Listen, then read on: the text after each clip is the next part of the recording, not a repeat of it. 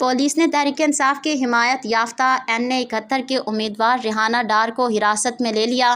جویا news plus registered کے سیالکوٹ سے bureau chief میاں شاہد محبوب کی رپورٹ کے مطابق گزشتہ روز تحریک انصاف کی حمایت یافتہ NA71 کے امیدوار ریحانہ ڈار کو حراست میں لے لیا۔ تحریک انصاف کی جانب سے جناح ہاؤس میں شہید کارکنان کے لیے دعائیہ تقریب کا اہتمام کیا گیا تھا۔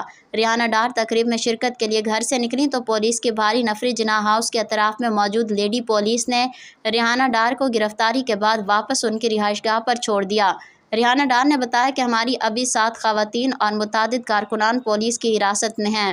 9 مئی کو میں خود نکلی تھی، میرے ساتھ دہشت گردی کی گئی۔ وہ کون لوگ تھے جنہوں نے میرے گھر پر حملہ کیا؟ میں جواب مانگتی ہوں۔ وہ عورت بھی گھر سے باہر نکلی جس کا سیاست سے کوئی تعلق نہیں تھا۔ مجھے انصاف نہیں ملا۔ مجھے کسی کا کوئی ڈر نہیں، بے شک مجھے گرفتار کر لیں۔